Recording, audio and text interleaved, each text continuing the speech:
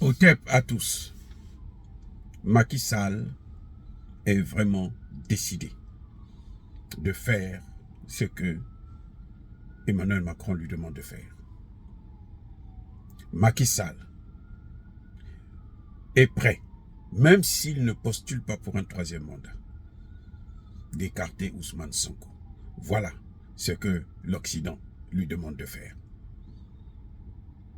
On voit très bien, la procédure, elle est claire, elle est simple. Déjà, l'affaire pour laquelle on est en train de poursuivre Ousmane Sonko, c'est une affaire qui n'a ni tête ni queue. Apparemment, ce que j'ai cru comprendre, c'est que ce n'est pas Ousmane Sonko qui a accusé le ministre, mais il y a une décision, un rapport de l'ancien ministre, je pense, des finances ou du budget qui avait parlé de ça. Il y a un rapport qui existe. Et puis, à quoi ça sert? Attendez, qu'est-ce qu'il y a à ce que un ministre dans ce gouvernement puisse porter plainte contre Ousmane Sonko? C'est-à-dire que ce ministre-là, je ne sais pas combien on lui a donné, hein. Peut-être que c'est lui qu'on veut comme premier ministre prochainement ou bien comme candidat à la place de Macky Sall. C'est pour ça que il n'a pas hésité de balancer Ousmane Sonko, de chercher tous ces problèmes-là. La décision en première instance condamner Ousmane Sonko à 2 mois de prison avec sursis. Ça veut dire qu'il pourrait toujours être candidat. Ils font appel. La cour d'appel ne confirme pas la décision, mais la cour d'appel renforce la peine. C'est-à-dire que, vous voyez, la cour d'appel, en principe, devrait soit confirmer la décision de première instance ou infirmer cette décision, casser cette décision. Vous voyez, mais cette cour d'appel dit non, les juges qui ont été, ils n'ont pas été sévères. Nous, on doit être plus sévères. Ce qui n'est pas le rôle de la cour d'une cour d'appel. C'est ça le problème. La cour d'appel regarde si le jugement est fondé. Elle regarde les faits. Si effectivement, on doit condamner ou on ne doit pas condamner. C'est pas à elle de prendre une décision encore plus sévère sous prétexte que, bon, c'est la cour d'appel. Non. Il y a un problème là de justice. On voit très bien que la justice est manipulée. C'est pour ça que ne soyez pas surpris d'apprendre que beaucoup de magistrats sérieux sont en train de démissionner. Eh oui, des magistrats sérieux au Sénégal sont en train de démissionner. Ceux qui critiquent, d'autres sont pris, on les affecte dans les villages lointains pour ne pas être gênants à la procédure comment on appelle ça, le processus qui est en cours de Macky Sall et ses maîtres occidentaux. Oui. Moi, je m'en fous que Ousmane Sonko soit candidat ou qu'il ne soit pas candidat. Mais je dis tout simplement que la justice ne devrait pas jouer un rôle purement politique. C'est un procès politique. C'est une décision politique. Parce que si la cour d'appel voulait dire le droit, elle devrait se limiter à dire, bon, la décision en première instance est bonne, on condamne, on reconnaît les faits, il est condamnable. Ou bien, elle devait dire non, non, non, vous n'avez pas bien fait le travail, je renvoie ça vers un autre tribunal correctionnel pour que celui-ci puisse réexaminer le cas. Ah oui. Mais dire que au lieu de 2 mois, parce que 2 mois, il peut toujours être candidat. Non, on va lui donner 6 mois, comme ça, il n'est plus candidat. Mais ils n'ont qu'à déclarer aussi son inéligibilité. Eh oui, ils n'ont qu'à le faire. Et puis on va voir ce qui va se passer.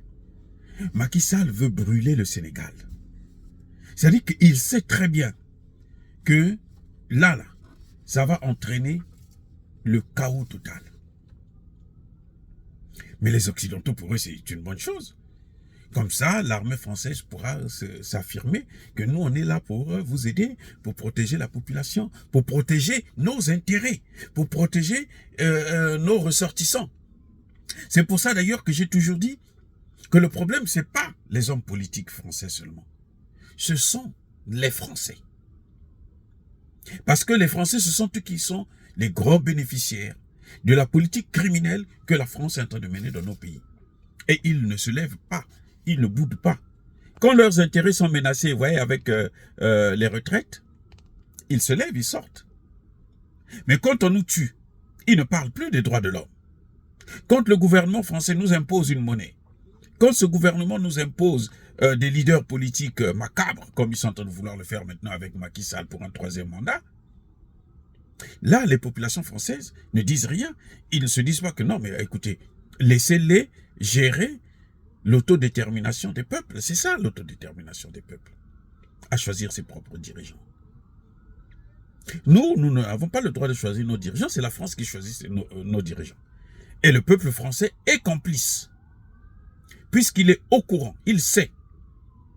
Nul n'est censé ignorer la loi. C'est pas moi qui le dis, ce sont eux qui le disent. Donc si les Français ne savent pas ce qui est en train de se passer, avec ces réseaux sociaux où nous parlons tous les jours, et eux, ils ne nous écoutent pas, ils préfèrent écouter les salades qui sont répétées sur RFI et France 24, eh bien écoutez, ils n'ont qu'à s'en prendre à eux-mêmes. C'est pour ça que nous avons le droit de ne pas collaborer, de ne pas aimer nos bourreaux. Nous avons ce droit. Je ne comprends pas pourquoi les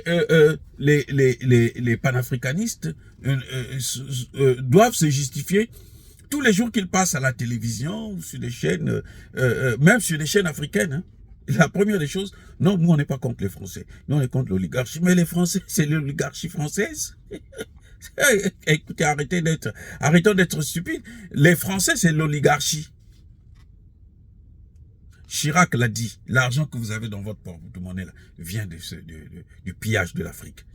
Aucun Français ne s'est levé pour dire non mais arrêtez avec ça. Aucun. Ils sont tous contents. Et ils sont nés et éduqués à alimenter ce complexe de supériorité vis-à-vis de l'homme noir. Donc voilà, Macky Sall est en train de suivre leur procédure et les Français ne disent rien. Mais nous savons que cette affaire ne fait que commencer. Si Macky Sall veut brûler le Sénégal, qu'il sache que le Sénégal est éternel, c'est lui qui va se brûler. Avant lui, Diouf avait voulu rester là au pouvoir encore à vie. Il n'a pas pu. Avant lui, Abdoulaye Wade avait voulu un 3e mandat. Il n'a pas eu. Abdoulaye Wade avait voulu placer son fils à la mairie de Dakar seulement. Il n'a pas pu. Ce n'est pas lui qui va venir mettre à genoux le peuple sénégalais. Parce que le peuple sénégalais, il n'est pas seul. Il est avec l'Afrique, il est avec la jeunesse africaine et c'est un peuple africain. Donc si Macky Sall veut affronter l'Afrique, il n'a qu'à continuer. Nous allons trouver un moyen pour le neutraliser. Dire cela, c'est inciter à la haine ou à la violence? Non. Nous voulons que justice soit rendue. Bien-aimés frères et sœurs, encore une fois, soyez bénis, abondamment bénis par le Dieu de Kémité, par nos ancêtres angélisés. Mais que tous ceux qui persécutent le continent africain le pillent et le déstabilisent. Tous ceux qui sont les maîtres de la manipulation de nos leaders politiques, qu'ils soient noirs, blancs, chinois, arabes, indiens, qui que ce soit, qu'ils soient maudits, punis, foudroyés, neutralisés, effacés, écrasés par ce Dieu de Kémité, par nos ancêtres angélisés. Vive l'Afrique éternelle, j'ai dit et j'assume.